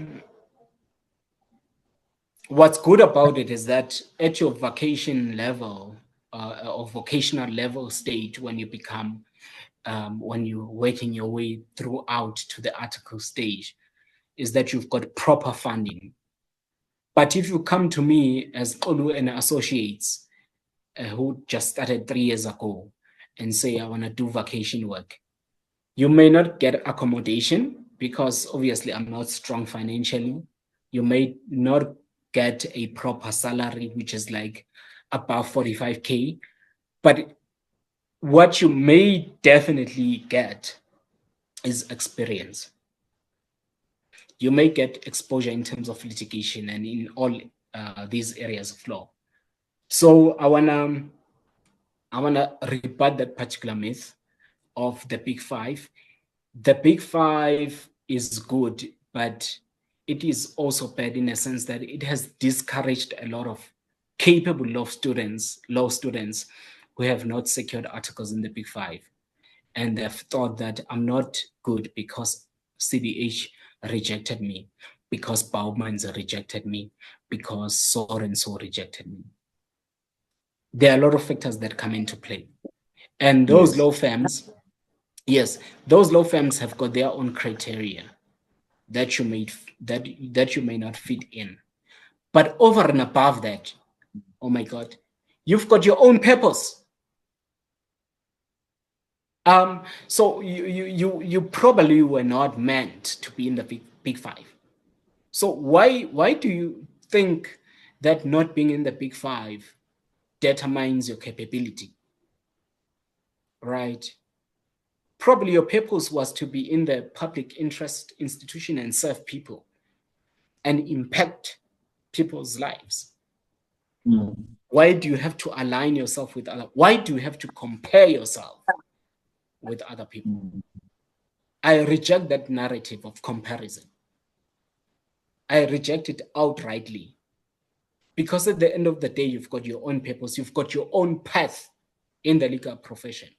And I like the fact that the legal profession is so broad that you can choose your own path. What really makes you think, and I question this, what really makes you think that your path is aligned with the Big Five? And if it does not, then you failed in life. What is it? And I can tell you now, the answer to that is comparison. You can only conclude that you are incapable of being a lawyer only if you've compared yourself with someone else. Right? But if you've just determined that I'm Nhlanhla Valtein, this is my path, this is what I'm passionate with, this is what I believe I should embark on as a lawyer, you will never get it wrong. But the minute you say, actually, you know, that colleague that I studied with secured the articles at Weber Wenzel, therefore, if I did not secure articles, then I'm a failure. That's why you get it wrong. That's why you get it wrong. So let me not digress, but to say that, yes, the big law firms will fund you in everything, but if you do not land yourself in that particular space and you land yourself in a boutique or a small law firm or a public interest organization, you know what that means? It means that that's your part. Use everything for a greater good. Let me repeat this. Use everything for a greater good. So what do I mean by use everything for a greater good? I mean, use even what you deem as a disadvantage for a greater good. So if you find yourself in what you perceive to be an environment that you do not see yourself in, find an advantage in that particular environment and use it as a stepping stone to climb up, right? Try to discern what is it that you can find in that particular environment that can rise you up, right? And again, look, the people that we have, the great people that we have in the profession, best lawyers that we have in the profession, good lawyers, matured, people who are filled with legal wisdom, they have not went through the traditional path that we deem as being good or as being the right path. They've started, at the lower level. They've started their own law firms. They've served in the legal public interest organizations. They've served in the Constitutional Court. Those law profession is a building block if you are intentional about it towards becoming the best lawyer. So do not settle for the narrative. But if you are passionate for towards achieving that, in other words, because I want to balance here carefully that if you are that person who wants to climb the corporate ladder, I want to emphasize this and say it's not a bad thing. That's what you want to do. But I just want to say, for those people who think that's the sole route through which you can achieve your legal career, I want to say that's wrong.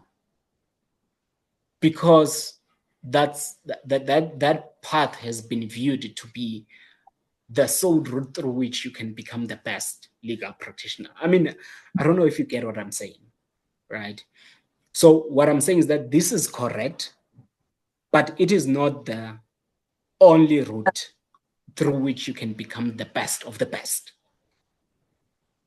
That's basically what I want to emphasize. So the short answer, that's the long answer that I've given, because I felt like this is the proper platform for me to address this. But the short answer is, yes, the big law firms will provide you with accommodation and everything, but do not expect it from from the small law firms, and do not criticize them for not providing you with such. But they will definitely provide you with experience, and only if you use it for the good. Yes. No, definitely. Really appreciate the insight there. And more particularly from a person who at least can, give us the experience, of such. And before we take perhaps I say a hand, perhaps maybe Tando, we have some clarity-seeking questions here, particularly relating to articles. So we know that there's the current development of AI. I even see some of the heads of argument that some students want me to review. You can tell that some of them have, ChatGPT traces all over them. But particularly also on the aspect of attaining articles while someone is still doing their undergrad, because I see that there's a particular question here. So how would you best advise someone who is seeking articles? How should they position their for instance their it says what would you say the correct way, efficient way? Yes.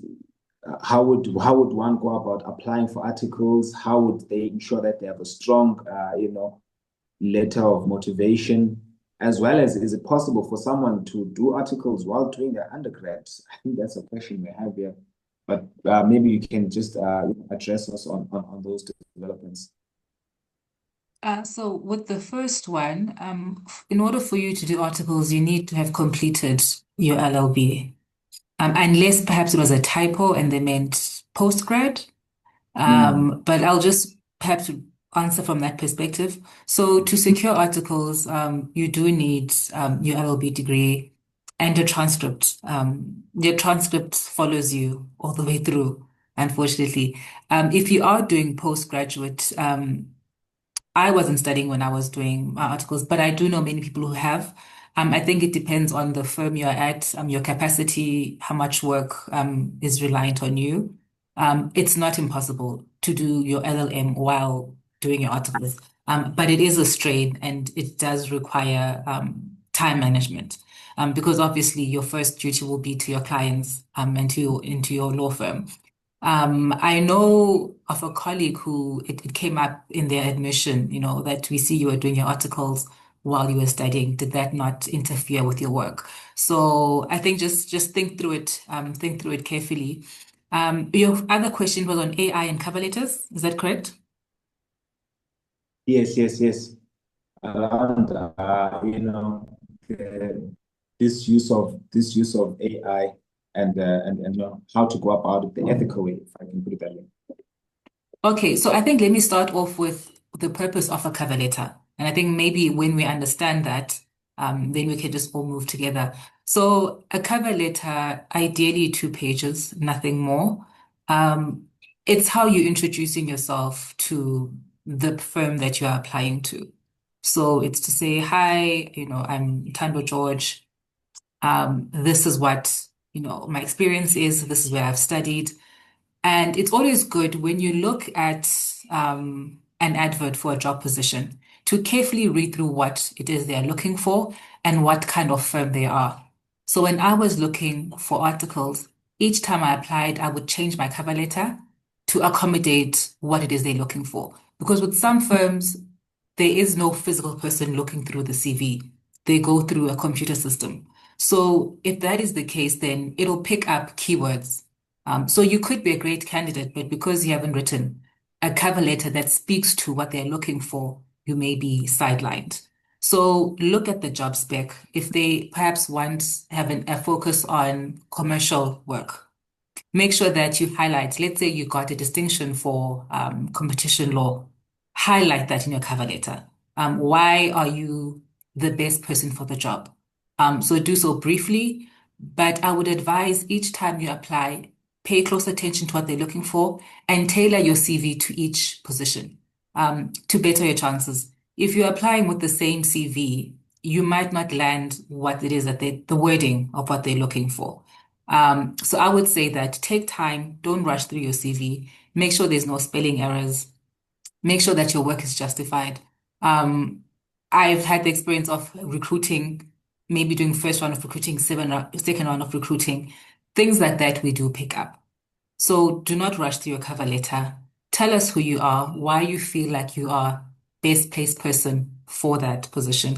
You can do that easily in about 3 paragraphs, nothing more than 2 pages. Um, if had distinctions for specific modules, highlight that because that is how you are selling yourself, and that's the first introduction you have.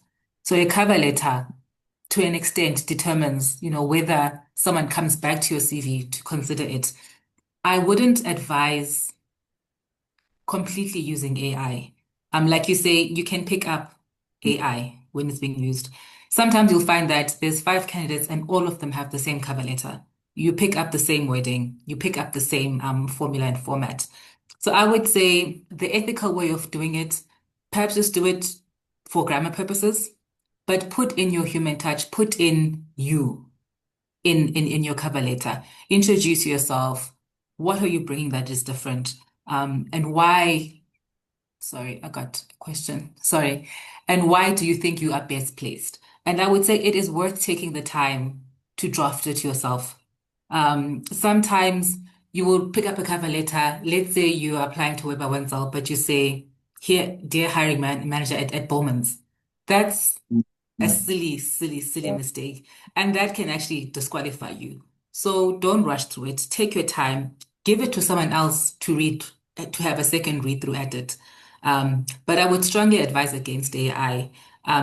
Because everyone is doing it, it's so easy to pick up, and you end up having generic cover letters that sometimes don't even speak to the work of the organization.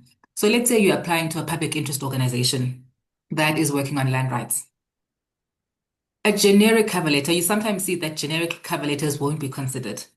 Align yourself with the work of the organization. Maybe say, look, in Kulu versus the state, or not versus the state for that matter. Let's say Kulu versus, I don't know, Anglo-American, for instance. This important legal principle was brought to the court's attention. This is how it is added to land rights and housing jurisprudence. But link and show that you are familiar with the work of the place. So generic cover letters don't really get you far. Engage with the work of the organization and how you feel you align with that work. It does take going through the company's website, going through their Twitter, be familiar with the work that they do. And at least you're showing an interest in their work, but also showing how you add value. Because organizations want to see how are you going to add value to the work that we currently do. Everyone knows that we need jobs. I mean, that goes without saying, that's why you're applying. But how are you going to add value to the organization by your current skill set? And it goes back to what we've been saying all along is that your varsity years are the years where you build your profile, where you build your skill set, where you build something of value that you can offer to the profession. And that is what will then make you different and stand out from everyone else who's applying. And perhaps if you're using AI, you then miss that human element of you engaging thoroughly with the work and how you align with the work of the organization. Yeah, and I think that is so crucial because one of the subtle lessons that one is then taught through Moot Court is that and I'm circling back to what you're saying, that the overuse of AI, it loses that human touch, that engaged dialogue or conversation within this matter. Because the beautiful thing about Moot Court is that it's not only a process where you have to do your thorough research, you do your good drafting of the document, but also in preparation for the advocacy side where you're going to present this. So this is where now this aspect comes in of, a person being fully engaged and immersed with the content that they are writing. So, and it's something that, and to the audience, our participants, it's something that should not only, exist within, when you are drafting or when you're engaging in Moot Court, at least at this level, but it is something that should extend to other avenues. When you're applying for articles, as our guest was saying, that being intentional, being present with what you're writing actually gives the person who's receiving this document a better understanding of yourself as an individual and how engaged you are with this information. And it goes back to largely what we have been covering this whole morning. We've started with this webinar, that confidence, intention, in everyone's, engagement with anything is important, because this is where now the onlooker is going to have a perspective of how, how engaged and how ready, how intentional you are with, with your work. And I think it goes back to, as I did mention, a large extent what we've been saying, as the message to our participants, that you have to be engaged, you have to, be intentional about your work. But perhaps before we conclude now, maybe any final remarks from our guests before we end the session. As I did say, we are very appreciative of your time that you have taken to be with us here today from your busy schedule. And also, appreciating the participants who have taken their time to at least come lend an ear to what valuable insights you'll be sharing with us today. Because at the end of the day, as you did say, not only connections are good, because you'll find that one day you'll meet with someone who says, hey, I was actually a participant in the webinar where you were there as a guest. So also basically we are emphasizing on some of the actions we can take as we are right now, as we stand, and also valuing yourself, that you are important, your voice does matter, your contributions do matter, So those are some of the key takeaways for myself, and to a large extent,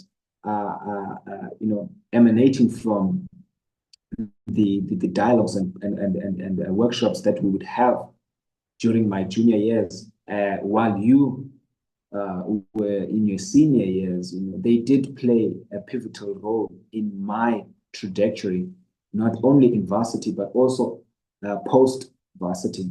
So I really appreciate it very much. And I do hope and believe that we will have other future engagements, probably bigger, and obviously maybe even in person, But as I did mention, we are really appreciative of the opportunity. So as I did say, any final remarks, a few words of encouragement before we then close off the session? Yeah, over to you. Sure. Firstly, thank you for the invite. I've thoroughly enjoyed listening to you, Bulu, and the questions flagged by the participants. Um, I guess just to close off to say that, by virtue of being in the webinar, you are investing in yourself, currently your future, and the kind of career you want. And to just piggyback off what Sani said, which was important, is everyone's path is different. There's obviously, the conventional route or the route that is the most popular and perhaps preferred by some people. But him and I have completely different paths. I mean, we started at the same place to an extent in varsity, and then our paths took very, very different routes. But then we found ourselves at the apex court many, many years later. So it goes to show that be patient with your journey. It looks different for everyone. Be patient with your journey and utilize your networks where you are. And don't compare. I think many times we'll go online and you see people, with their briefcases, in these big buildings, and there you are going to, your firm and you're thinking, yo, will I ever get to a place where maybe I can go to the bar or where I can be in these big matters? I don't think anything is impossible. Don't disqualify yourself or count yourself out. And I just want to say, be selfish with these years in varsity. I mean, these are the years that you're building on. Focus on, I think, I mean, I would be so annoyed when everyone is like, oh, your academic transcript, do well, do well, do well. But I mean, people are still asking for it. I mean, now in 2025, wherever you apply, people say, oh, and your transcript. So as much as we have, all of these other things that built our skill set, but primarily focus on your studies. Invest in yourself. You won't get this 4 years back. So this is where you're doing the hard work, put in the hours, reach out to other students on campus, have study groups.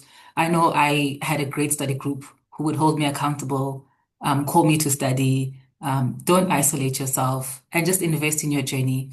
And wherever you find yourself after varsity, it's never too late to pivot. Make your connections, make your networks. And, my judge always says we end up where we are meant to end up. How we get there looks different for everyone, but you will get there. So all the best to everyone here. I hope to read about you soon, all the amazing things that you're doing, and all the best. And I'm sure you'll all do very, very well in whatever path you choose and choose your own path. Yeah. Definitely. Thank you so much. Thank you so much. Mr. Bono? Yes. Am I audible? Yes, yes, yes. Yes. I mean, Tando has covered everything. Honestly, comparison is the worst thing that you can ever do to yourself. It does not make any sense. It does not make any sense to compare yourself with someone who you were never born with, who you did not grow up with, who you did not have the same educational background with. So for me, it is the greatest illogic that I've ever encountered for people to compare themselves. You've got your own path. You've got your own path. Even if you are in the same program as that particular person, at the end of the day, you've got your own path. So I always say this, that one of the things that makes me so sad in this life that I've lived is that can you still hear me? Yes, yes, yes. Yes. So one of the things that makes me so sad is that I know that there are people who are more brilliant than I am. There are a lot of people that I know that are so memorable. I mean, they've got the greatest memory than me, and that are not at the same level as I am. So it goes back to say that intelligence is very important, but at the end of the day, wisdom is quite more significant, right? So you can be as smart. By smart, I'm saying IQ, the ability to remember things, the ability to recall things, the ability to brilliantly put things. But wisdom means the ability to structure your career and your life. It's not the same. Most of the people that were more brilliant than me, unfortunately, they were not as, they did not have as much wisdom as I had. There is a differentiation, right? So wisdom is based on the decision that you have to take, on the next step that you have to take. Brilliance based on what you have to do at the moment and how brilliantly can you execute that. So it's so much said that we as people tend to compare ourselves with people who are so brilliant, and we undermine the wisdom that probably that we have and likely that God has granted upon us. So your success in life and your progress and how great you become is not determined by your IQ. It is not determined by your ability to remember. It is not determined by your memory. It is determined by your decision making. And your decision making is not determined by your brilliance. It is not determined by your IQ. It is determined by your wisdom. Wisdom is very deep. It is very deep. It is at that decision-making level. So you have to decide that this is the next step that I take. So we tend to conflate the two, and we tend to compare ourselves with other people that we lose the wisdom part. So what I would encourage for people, just draw within yourself. Draw within yourself and discern within yourself what is it that you're meant to do, what is it that you're passionate with, right? And follow that particular path. Do not compare yourself with another person. And in as much as you can aspire that you want to reach at a certain level, but you do not know the next step of your life and your eventual path. So for me, what I would emphasize is exactly what Tando has emphasized. Don't compare yourself. Be the basic principle, be your authentic self. Look, Nhlanhla, I come from a very bad background. Let me tell you that. Terrible background. Whereby you probably would go to my community and can find even a single person who can articulate themselves in English, right? I come from that background, and I'm not exaggerating. I come from that background whereby the highest achievement that you can reach is becoming a teacher at a high school. I come from that environment, and I invite you to come. I can go with you at home. I can find accommodation, and you can find and you can see where I come from. So at the end of the day, what matters is mindset. And I'm not boasting when I say I've defeated people who come from the prestigious high schools, where in the fees that have been paid have been prestigious. I've defeated people who are coming from the prestigious universities, right? And what I've learned and the lesson that I've extracted from that is that it's the mindset. I mean, the style and fashion, how you articulate yourself, how best can you speak English, how can you articulate English, and the style within which you can articulate yourself does not matter. What matters is content.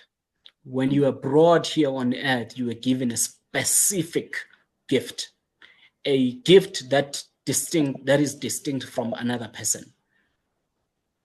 Right? It is, the gift that I have, it is very distinct from the gift that you have, Nhlanhla. It is very distinct from the gift that Tando has, right? So what I mean about that is that the moment you acknowledge that particular fact is the moment you will have less depression, is the moment that you will have less anxiety, right? Is the moment that you will be content with who you are. In other words, if you are embarking in a certain endeavor and you become your authentic self, and you do not make yourself, or you do not make it through that particular endeavor, it means that particular endeavor is not for you. But the moment that you embark in a particular endeavor and you become yourself and you become authentic in that particular endeavor and you make it through, it means that that particular endeavor is for you. So I always say that people always say that life is not predictable. I think life is predictable. People always say success is not predictable. I think that success is predictable. But what we miss is that we tend to compare ourselves with other people. We tend to compare ourselves with the other criteria. In other words, if I do not meet the criteria and therefore I'm not worthy to be this, right? So the foundational principle, be authentic. If you are not authentic and you do not make it, try again. If you keep on trying again and you do not make it, it means try something else. The advantage about failure and about setback is that it gives you an opportunity to reset and re-strategize. Right? So if you get into an internal moot court competition, first round you do not make it, it's an opportunity for you to advance yourself, for you to improve, for you to explore again, and for you to discern whether this is for me or not. Not from a negative perspective, but from a positive perspective. So that's the message that I would, at a very foundational level, lay out for Africans, that do not compare yourself. You've got your own journey. You were born at a different date, at a different time, for you to have a different path. Follow that particular path. Do not be discouraged by the fact that some other people have. It's their own path, and do not hate them for it. Right. So that's and I'm emphasizing this because our profession is very different from other professions, and we've got a lot of high depression rate in our profession. People who do not believe in themselves, people who do not think they are good enough in our profession, simply because they compare themselves. Simply because they think, if I can't get there, therefore I'm not meant to be there, or I'm not meant to be. Okay, let me say this, right, in closing. You can be the greatest person within the field that you were created to be, right? So you can be great within the path that was created for you, right? So you don't have to be great if you are meant to be in. So everyone is different. That's my conclusion. Okay. No, thank you so much. And I think it's very insightful, and particularly where you mentioned that, many a times when you are endeavoring to take up new opportunities, or particularly even relating to moot court, and you do not make it, it does not necessarily define you. For instance, during my first attempts at engaging or participating in moot court competition, I never made it past the first round in my first attempt, of which that was the time I feel like a realization came to me that I need to be more intentional. I need to be more engaged. And later on in my final years, I was able to represent the institution, as I did mention, in Switzerland, and being the only institution in South Africa to participate in the Nelson Mandela World Moot competition. from how I started to how I ended, it comes to show that in the middle, there's this aspect of, tenacity that one has to build. But thank you so much again to our guests for, having shared their story and some insights onto how we should navigate ourselves, during, the undergrad, or be it your postgrad, up until in your early careers, because the lessons learned only get sharpened over time, because you will consistently need the ability to do good research, to do good drafting, to present yourself, orally in a articulatable manner. So these are not just skills to learn for now, but these are indeed lifelong skills that one does need to consistently polish throughout the profession, be it wherever you are from. The same applies. So, without any further ado, colleagues, there is a link in the comments section, which is the evaluation form. Basically, you just follow the link and you just provide your insight as to how the session was, perhaps where we can improve, and all the other related questions that you will see there. But other than that, colleagues, thank you so much for engaging and participating in this webinar. And again, yet, thank you to our guests. And as I did say, hopefully we'll meet in another setting in the future. Otherwise, thank you so much.